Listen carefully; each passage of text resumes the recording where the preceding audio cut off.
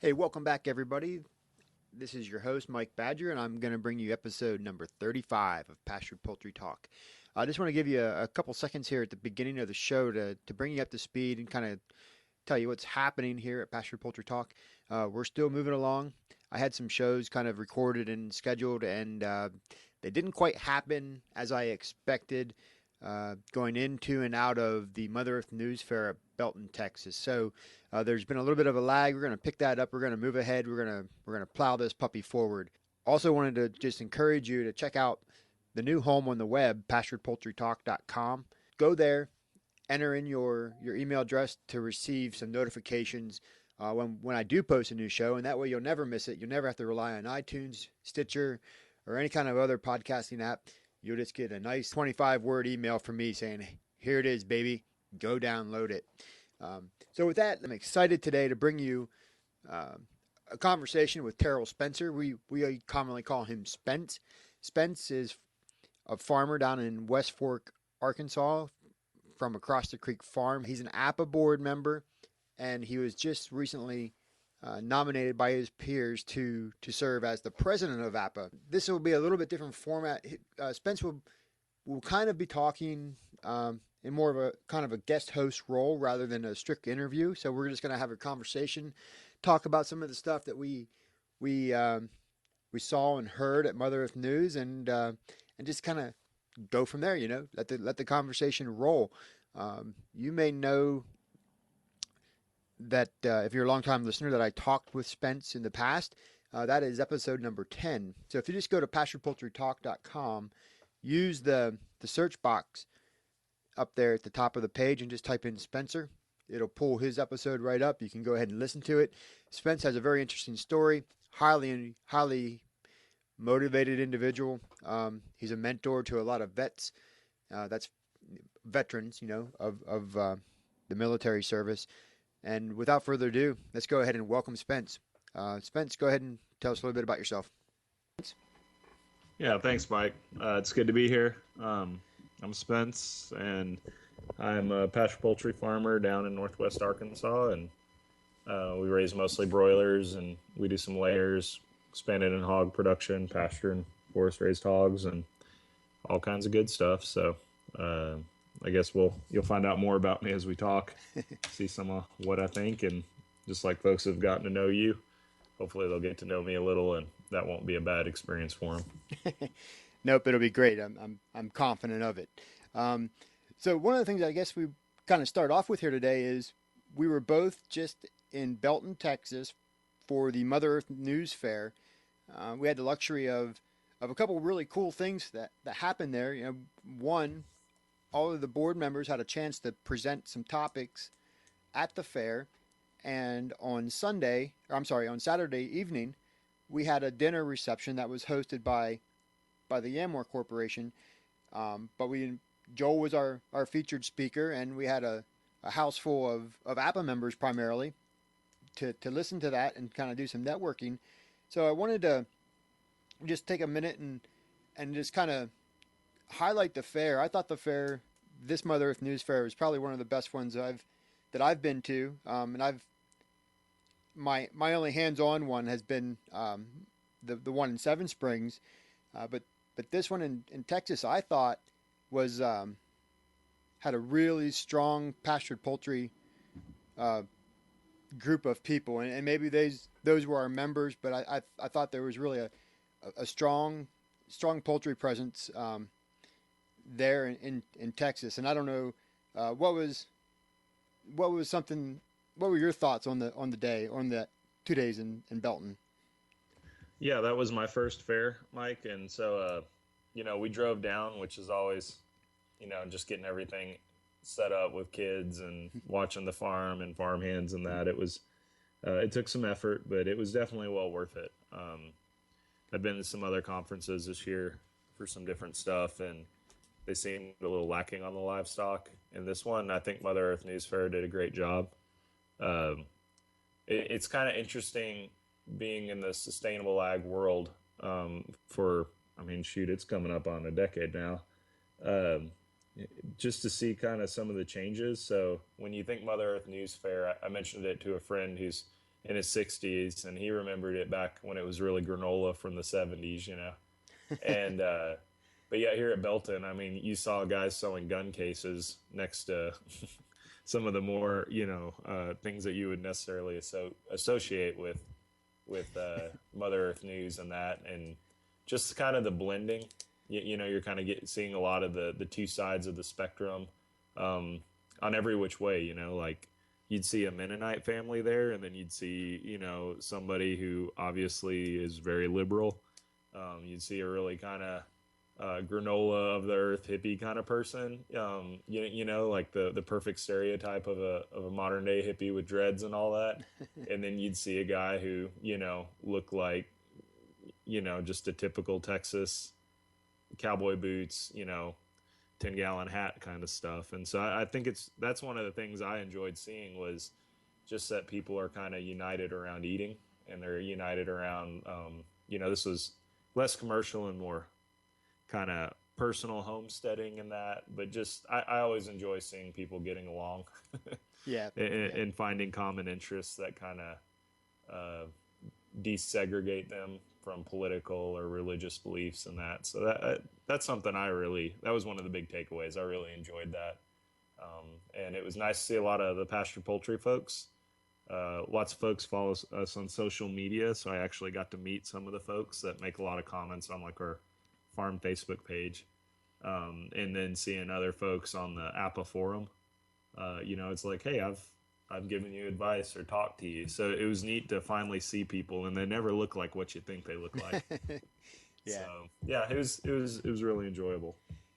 Yeah, I think that was one of the definite highlights, was you getting to just put a face with some name. That's always nice. You know, this age, this connected age we live in, it's really just kind of nice to be out and actually be able to talk with somebody, you know, one on one, and have that personal conversation. I think it's pretty important in just everyday life in general. And so I like that as well. And kind of the fairs that I've been at before, there's chicken is always represented pretty well, but it's usually it has always been the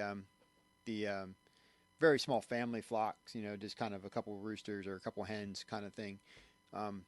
This I was very excited to see the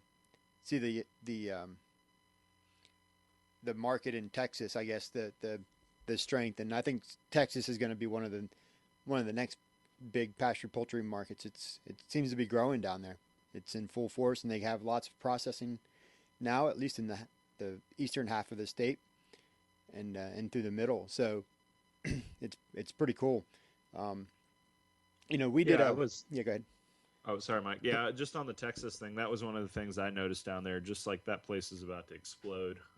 You know, you've got Windy Ridge Farm has a state inspected processing facility. Cobb Creek has one now. I think there was another one that was just opening up that I saw flyers for down that way.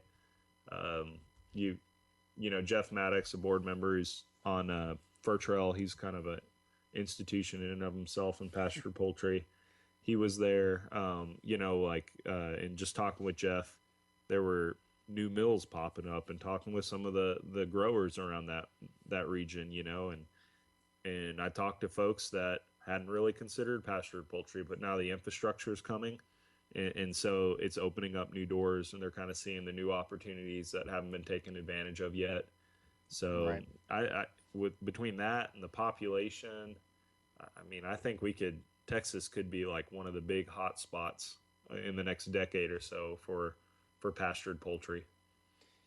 Yeah, I think so too. And that other plant that you're thinking of is Dewberry Hills Farm.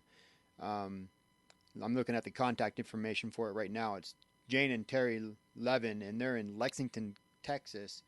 And I'll put all those uh, processors in the show notes for here, just so you have them. But so that's pretty exciting. They were just opened up, and I got that email via Jeff on the way down to Texas, because I drove down from Pennsylvania with Jeff and Susan Beal, some APPA board members, and then Casey Rogers with Fertrell was on that trip as well. So So do I go and shake them up and kind of enforce a business. They need to sign up for a business membership since we're giving them all this free publicity. Is that my role? Kind of the APPA shock collar. But they'll find us. We'll be in touch with them for sure. All right. But And if not, expect a visit. back to the fair, it was pretty exciting that all the APPA board and myself got to present some topics at on Sunday. I guess everybody presented on Sunday, and I got to team up with Grady, and we did a kind of an introduction to pastured poultry, and just talked about kind of what pastured poultry meant and to the community and job creation, and just talked about some of the issues around raising it. Really, a real high level introductory course. It was pretty well attended. I'm actually going to post most of that presentation in a future Pastured Poultry Talk episode. So for most of this audience, I think it's probably a little bit of review. It's a lot of the same stuff that Grady and I have talked about in previous episodes, but you also, Spence, got to talk a little bit about marketing, beyond farmers markets. So what was your talk focused on, and would you cover? Yeah, we do a lot of sales to restaurants and all that. It was actually, speaking of the Texas connection, it was interesting. I was talking with David Hale from Windy Ridge Farm, and they're a very large pasture poultry farm. I think they do like around 70,000 or so in Texas, and they supply the Dallas area and south. And as we were talking, Mr. Hale piped in. He's like, "Hey, Spence, I'd completely never made the connection that my market is bigger than your entire state." So, and I was like, "Yes, David." So I never want to hear you complain about going to commercial markets and that. So, which he never has, but you're just like, man, that is true. I'm kind of fishing in a puddle and they're fishing in the ocean over there. So yeah, we sell quite a bit to restaurants, and it's definitely been a journey. It adds a lot of, I would say, drama to your life because with competition and other folks, but supplying customers, that kind of stuff. But it definitely keeps life interesting. So my talk just kind of went real briefly on what we do. I was able to put some pictures up because we had a small screen there, which I think always really helps when you're describing systems and that. So kind of went through just why we do what we do, and then I looked at just talking about different type of restaurants, and the gist of that was comparing a restaurant to like relationships. We've all dated crazy people that we want no part of, and we see them now, we're like, heck no. What was I thinking? And there's restaurants like that, and on the other end of the spectrum, there's restaurants that are kind of the Marion type, so to speak, where they're stable. Both of you, it works out for both of you well, and it just makes both of your products better. And so I described just some of the dynamics around that, and gave an idea of scale. And then I also, at the end, something that folks really appreciated was I had a spreadsheet model that I'd kind of built, and not kind of built, that I had certainly built specifically for this. And I had the average cut out from like a 4-pound Cornish crossbird, 4.5 pound, the percentage, and you're able to go in and price each one. So you could talk about, or each cut, so you could talk about where you make your money on, and it's by weight, and gave our prices. And then we looked at whole birds versus, selling direct versus selling retail, selling wholesale versus selling retail. And I also had kind of costs there, so people could actually tell me what their costs were, and we plug it in and look at like how much you're netting per bird, and grossing per bird and netting per bird. And I was able to share just, most restaurants, a restaurant's going to want a whole chicken 90% of the time. And then a grocery store is going to want cut-ups. And there's all these other parts, you got to start managing inventory and in that. And we talked about when you sell at farmers markets, whole birds versus cut-ups, what makes that decision. So Yeah, you know, you Cool. condense all that or stretch all that out over 45 minutes or so, and that's my presentation. Nice, nice. And so it's always nice, as we've talked about, or you've mentioned to me in the past, that when you're talking with people, it's always nice to have some sense of the numbers behind what they're telling you. It just kind of it offers some kind of um, validation in it, because it's pretty easy to talk in our game, but when you're sharing numbers, sometimes um, it demands a certain amount of credibility and even transparency. We're still a community that is largely transparent in a lot of things.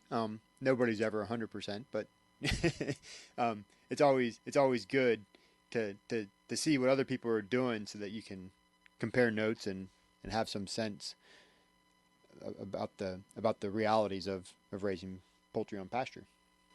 Yeah, and we've discussed this offline, Mike. You and I. You know, it's really you know, and it's nice for someone getting in to see like what this actually looks like. You know, so I just in a completely different thing, but it's still kind of that same principle.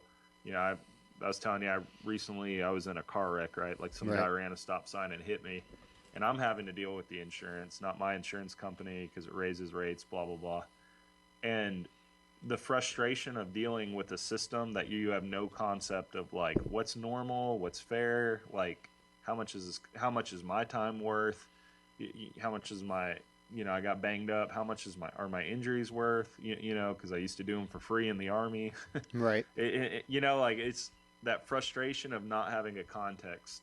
It's like you're it's like you're trying to walk on water, right? There's nowhere where you can just put your foot, plant it, and move forward and know what you're doing.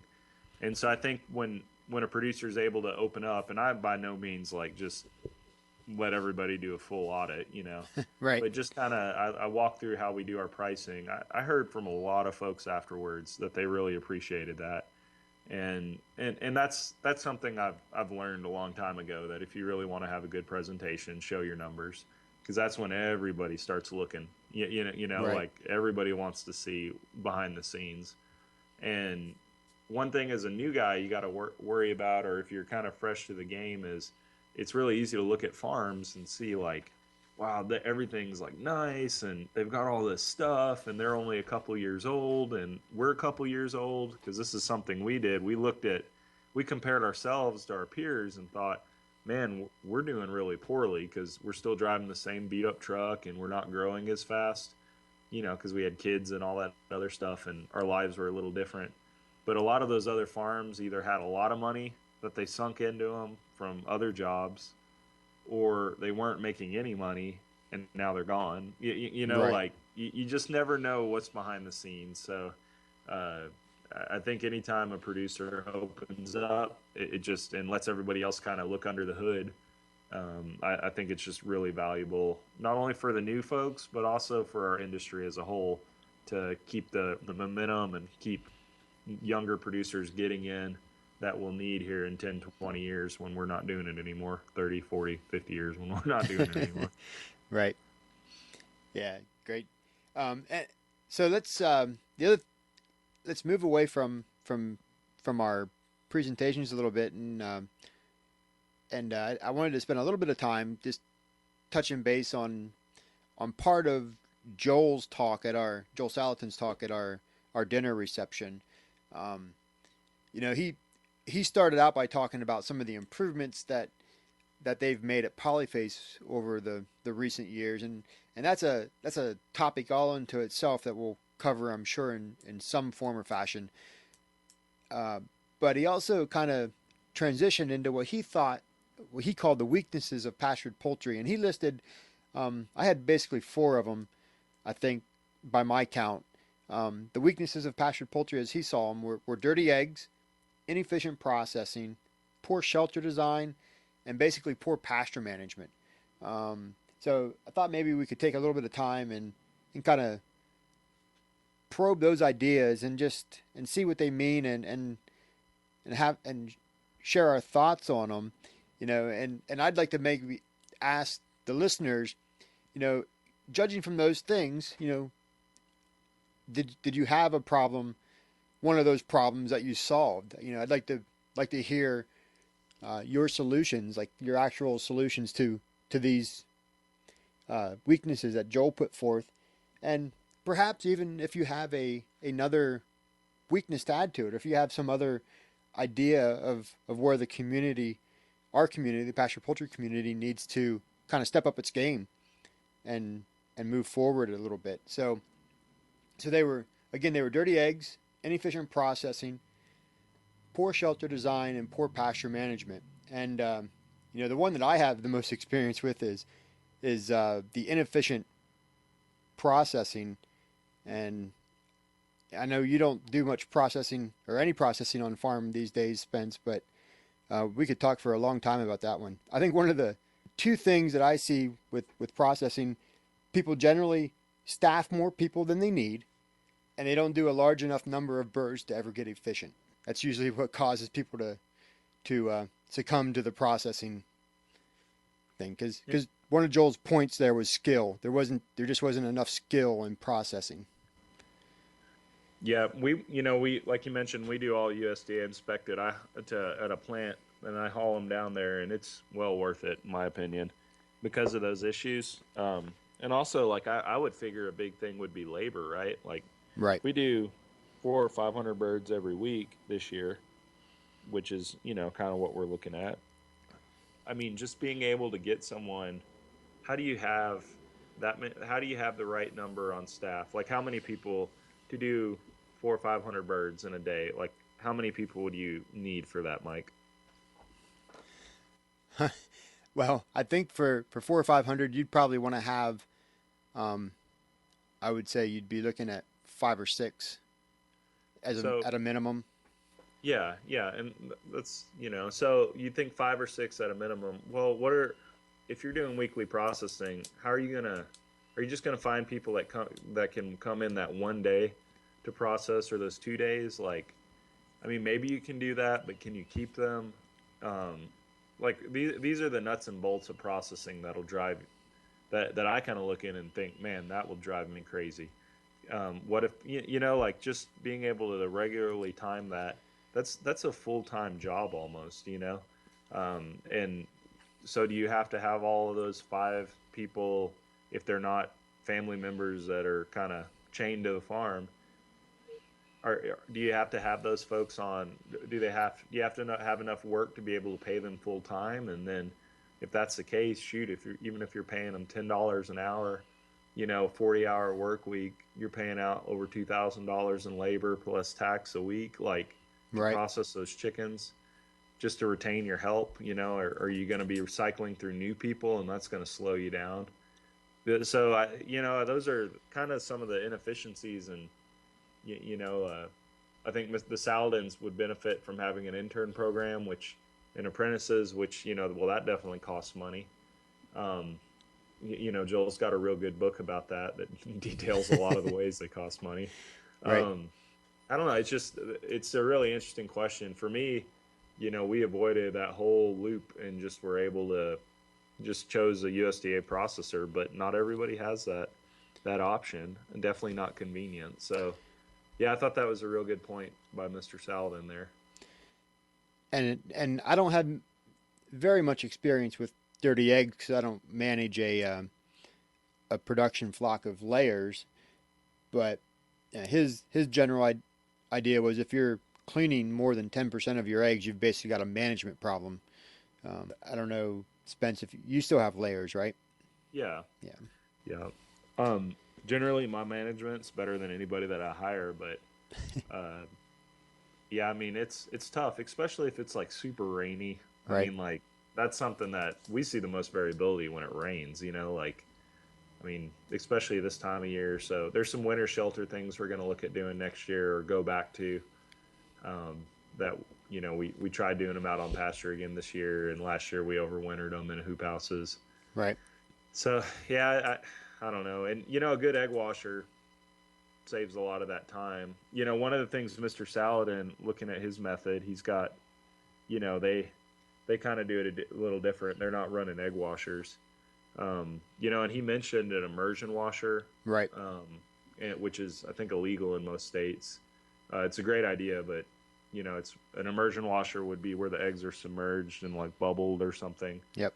Cole has a nice one that you can buy, and there's plans to buy them or build your own, kind of DIY it. And they're definitely effective. The problem is, at least the government says there's a food safety issue with them.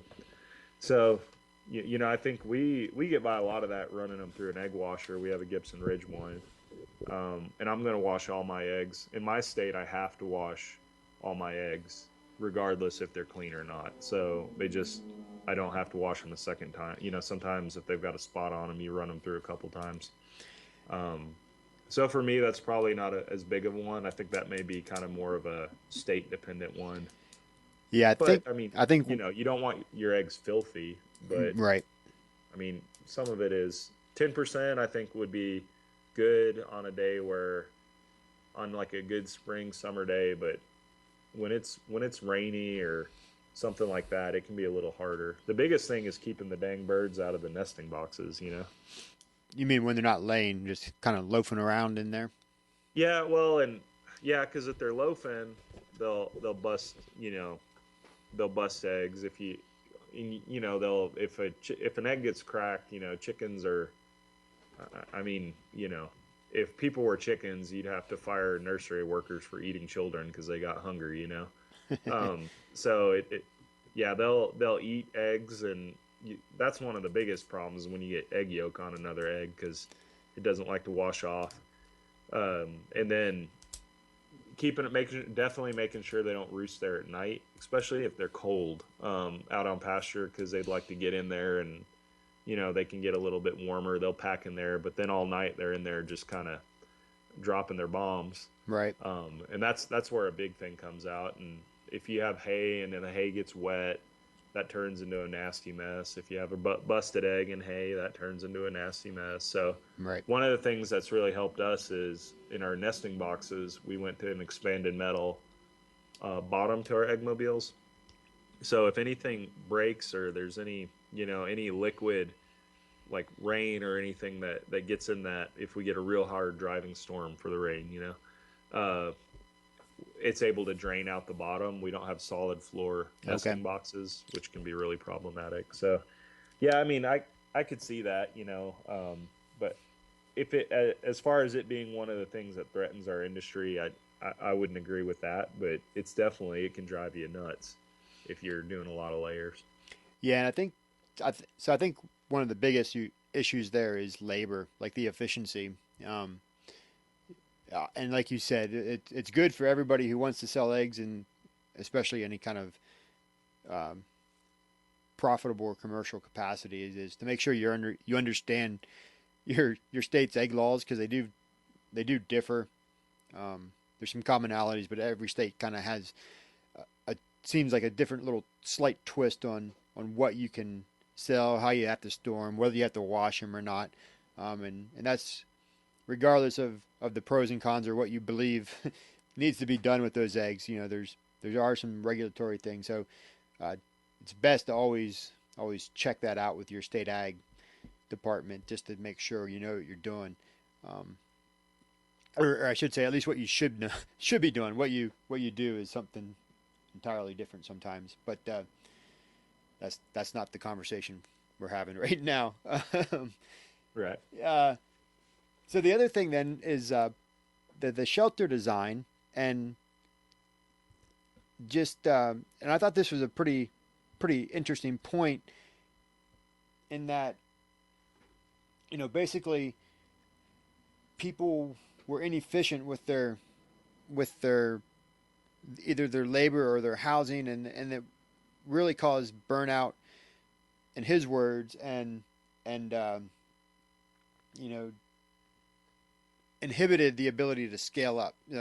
Basically, this is a labor intense business, because you got to be out there every day moving pens in some capacity, and actually this is one I'm going to be at the Stone Barns Food and Agriculture Center on March 19th and 20th, and one of my workshop that I'm going to present up there is on shelter design. So we're gonna go over the shelter designs and kind of pros and cons and talk about how to building some different shelters for different birds and all that good stuff and hopefully incorporate some costs into that and some reality, just some perspective. And I know in my scenario, I've started out with a Salatin style pen that I didn't use a dolly for, which was a big, huge mistake.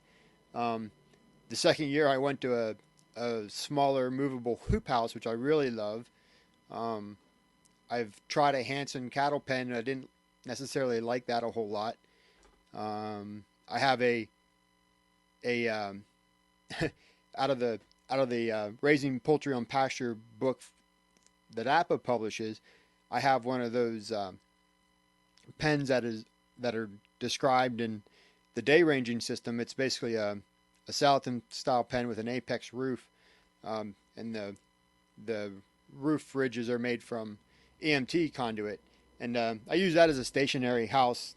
I got turkeys in there right now over the winter, and that's kind of how I use it. I don't move it, but so I've had a lot of different versions of houses myself, all and I did something with a wagon when I had a small flock of egg layers. But and I know one of the things that we've talked about, Spence, is you've experienced you brought in some of these bigger schooner type broiler houses that are coming onto the market. Yours was from Featherman, but you also have these hoop houses, some PVC style hoop houses that you've used. So I'm really kind of curious to see where you're coming down on the shelter design and what your experience is with both of those and kind of where you're at today and which one you prefer. Yeah. The answer is both and neither. Some of it, they've definitely both got their pros and cons. We use a 10 by 12 structure that's got it's hoops, like PVC sections that we there's 5 PVC sections of pipe that make arches. The bottom half is wired off with chicken wire, and it's got a tarp over it. It's moved with the dolly. It's kind of like an arched Salatin pen without the tin and using tarps. And that works really well. I mean, I'm able to get in there. It's 6 foot tall. I'm a little over 6 foot, so I can move around in there pretty easy. Right. We've got to go in there to feed, and it's very easy to work with. They're small. They're just small units that can be replicated really easily. They're not that expensive. With the Bellwater new, I think you're probably going to run, probably 350 in that range, depending on where you get your billboard tarps from. And right. They've got automatic water on everything, which when you talk about inefficiencies in the shelter design, I was kind of helping a guy in Oklahoma get started here, and he was a polyface intern, at the Salatin's farm, and the big joke he said with all the apprentices and interns is when they start their own farms, the first thing they do is figure out how to do their own automatic watering to all the pens, and so we've got that works really well. We put anywhere from 70 to 60 birds in it at a go, depending on the time of year, and run them. We've got our field is 20-acre field. There's a pond, and it's kind of like a gentle V, so where the low point would be in the middle, and then it slopes back up, and it's about 1,000 foot, I think, long, and so many feet wide. And so one of the advantages of the little pens are that every day it only takes 10 foot of space or 12 foot of space. Say if you leave a foot of clean grass on the back end, so you're not walking in chicken crap. Right. You're only using up 13 feet of field at a time, and so we're able to get 2, and then we can kind of hook it swing it to the left, and get we can get 3 rotations of birds before we have to restage our pens. And I built a skid, something I've kind of out of my military days, kind of designed it off that for hauling casualties. And we redesigned something so we can put those pens on and pull them with the 4-wheeler back up to the other side of the field and get restarted. And yeah, so that works real well. It's labor intensive, but it's also they're heavy enough, or they're light enough that someone moves them, and we can do 30 pens. I can have a farmhand come, and she can. Right now, I have a girl who's about 6 foot, 5'11". She's able to move all the pens. She was a waitress before she got here. She's able to do all the chores, and she can do them in about 2.5 hours. And 30 pens, that's 70 birds a pen. That's 2,100 birds, if my math's correct. Yep. On the ground at a time, and just with the small pens. So she can move all those and say 3 hours start to go, move 2,100 birds. And, that's not bad. That's, pull up the calculator here. So per minute, that would be 3 hours. So she's moving 11 birds a minute, feeding and watering them. And that's not, which breaks down to about every 6 seconds a bird is being moved and watered and set up for the day. So I feel like that's pretty good. On the big ones, they're definitely a lot faster, but they're just really expensive. We paid, and we got kind of a deal on them. I think we paid for around $5,000 by the time I had everything in it, wire and all that other stuff. And they move faster. You can do 500 birds in like 30 minutes. But there's equipment. Like, the best thing that works is the truck. Right. Unless it's really, really wet. And I don't like driving around my pastures. So we have a couple different ways of pulling them. The other thing, if we use the truck, it's 4-wheel drive Chevy 1500 V8, all that fun stuff. Right. It can do it. The problem is getting enough traction if you're going uphill and it's slick, or you're on Johnson grass or something, a slick, greasy grass like that. The other option was a winch. We had a little winch sled, which is what we started off with a pull pal. It's kind of a spade that digs in. And we had a couple issues with, I could do it by myself on the right ground, and I had a wireless remote for the winch, so I could stand at the back and kind of winch it forward. Right. And that's ideal, because the slower speed gives the broilers the time to walk. Because what ends up happening is you start moving it, and half the broilers are like, all right, there's grass and bugs. So they get up and they run out to the front. The other half are like, well, I'm good. Like, just kind of, what's going on, guys? They're curious. So they'll stand up and look. But, they're being pressed from the back as the pen's moving forward. But there's 100 and something chickens in front of them that are just kind of like, they have no incentive to move because they're happy. And so you can get birds that, you got to make sure birds don't get crushed, that kind of stuff. So the winch is slow, but it burns through batteries. And then the other issue is that, we've had the winch go out. And anytime you're using a winch, if you have people that aren't trained to use it, if that thing snaps or comes loose, it could kill someone, Right. And then using the pull pal, which is that spade, it looks like, if you're from the military, it's kind of like an e-tool that just digs into the ground.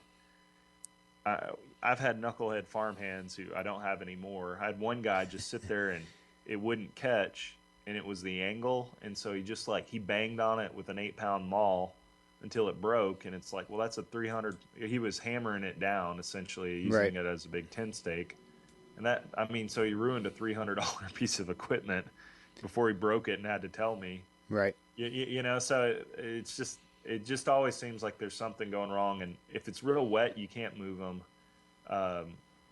The best thing we've come up with is using the tractor. We have a little 26 horsepower tractor with a front end loader, and I can drop that bucket into the ground, and that'll work. Like, even when it's wet, that bucket digs into the ground, and we're facing the front end of the tractor towards, and we pull it with a winch. and that Okay. works the best. So ideally, we may weld a winch onto the bucket of the tractor, which I don't know how I feel about that, um, to where we could run off the battery on the tractor and then winch it forward. That's kind of like the best thing we can come up with now. But then what happens when the tractor doesn't start? Right. It's so that's the pros and cons. I know Grady uses his truck to haul them, but I just don't like the idea of driving a um, 4-wheel drive pickup on pasture all the time. Because you're Yeah. dealing with a lot of compaction and that Right. kind of stuff, especially if it's wet. So they're definitely, but then you got the labor savings. So, um, and for us at our size, that's about the perfect number. We can do a whole batch of birds in there, and for a week, or we could split it off. So, I don't know. Yeah, right now we're kind of using both because I've invested in them. We're going to try one with layers, one of the big hoop coops. Um, but yeah, so I don't know. The girl I have now, she likes the little pens best. Yeah. She doesn't have to have a gym membership. She gets her workout, and we don't have to worry about hurting broilers or running over legs or anything um, like we do with the big ones. So Yeah, good deal. And now, just I'm curious with your layers, how do you currently have an eggmobile now? Do they day range? yeah. So they go out during the day. They come, eggmobile with the the feather netting around it. Right. Okay. That's how we've been rolling. It's just, I mean, it's a chore to move that netting, and if the birds are out, there's an art to them not scattering everywhere. And then if not, they have to be locked up, and move the eggmobile and then put up netting. Right. So, but then you have to be out there at the butt crack of dawn to do that, and that's just not feasible all the time. Yeah. Or else the birds are suffering in there, not suffering like physically, but they're not out where you want them to be. They're messing around. If someone's laying an egg, they're bored, so they're pecking at eggs, and they're kind of crammed in there. So Yep. Yeah, it seems like every yeah, time you're working with netting, the portable netting, you're always doing that in either the first light or the last light, but it's always dark. yeah, and, and it's gets to be frustrating pretty quickly if that's your experience with netting. I love it, and I love that stuff, and I hate that stuff. yeah. I definitely I can do it by myself at like 11 o'clock in the afternoon with a couple hundred chickens and just move them, and you can only move them one length up, Right. and but man, having someone that's not me, that's one of the problems I'm encountering on the farm is, I've learned a lot, and a lot of it's just finesse, and I mean, it's you bring someone on and they just don't get it, so you have to kind of like foolproof systems, and then you're just, I don't know. So the big deal with the hoop coop would be to have that big structure, and we've already got to move another one or two. So just have the other one, and that way that you take the netting out. And the biggest knock against netting would be avian predators. So during the day, your hawks and eagles, Right. and then during the night it would be owls. And man, those hoop coops just completely eliminate that. Yep. So in the fall where we're at, we're actually near an interstate that runs north south, and we're in a kind of a corridor for travel, for migration for raptors, Right. for like red tails and Yeah. that. And some years, if there's not a lot of prey, it's just been, slaughter fest Right. on our hens. And, just as soon as you get one of them shoot away and it moves on, another one comes and replaces it. So I think having the hoop coops will stop that quite a bit. Yeah. Generally speaking, because I talk to a lot of different people throughout the country, when the aerial predators are always an issue in those range setups, and I usually always ask what their housing type is, and you know, very rarely, maybe never, is the day that somebody with an enclosed house has severe problems with predation. um, Yeah. that's a And usually that's like, we had the year of the skunks where it drove me nuts trying to figure out I had something burrowing under and get it, and killing small birds. right. And that was a whole story. But eventually, I figured out a way to trap them in there. We're gonna have to kind of wrap it up there. I Yep. know we didn't talk about the poor pasture management. We'll just tease that subject with, I guess, saying that that's something that a lot of new producers, I would say, and it's one of the most commonly overlooked items in pastured poultry, which is kind of ironic, but that would be my perspective and just surveying the community and talking with people is that whole idea of maintaining good pastures and rotating your birds and keeping everything healthy and in shape. Poor pasture management being kind of one of the other weaknesses that Joel laid out in his talk, but we're gonna have to pick that conversation up in a future episode. Thanks, Spence, for hanging out here and chatting for almost 3/4 of an hour or so, and hope you enjoyed it. I enjoyed having you on here, and we'll look to do it again. Yeah, Mike, I appreciate it. Everybody was spared my pastured poultry wheel of topics. Yeah, So we're gonna roll that out in a future episode. The Spence's Wheel of Pastured Poultry. Yep. So it's adapted off one of my kids' games, and you hear it spinning around there. I was ready to go, bro. But yeah, that pasture subject, that's the one, man. That's worth some discussion. I think Mr. Salatin really hit the nail on the head there. Yeah. That's something that we've got to. I think that would be worth a talk, because you're starting to see Merrick's and some of these other old time diseases, and if we don't know our history of why chickens were moved indoors, you're kind of doomed to repeat it. And we're starting to see some of that as our industry grows, and we're seeing it on the listserv and with diseases and predation and labor. So I think that would be a great topic in the future is, not repeating the mistakes of the past that led us to getting into confinement in the first place. And there we have it, the perfect tease. So, boom. Thanks, everybody. Thanks, Spence. All right, thanks, Mike. That'll do it today for this episode of Pastured Poultry Talk. Remember, hop on over to pasturedpoultrytalk.com, check out the show notes, subscribe to the email, and if you're feeling generous, go ahead and grab yourself 2 free audiobooks, compliments of Audible. Till next time, thank you.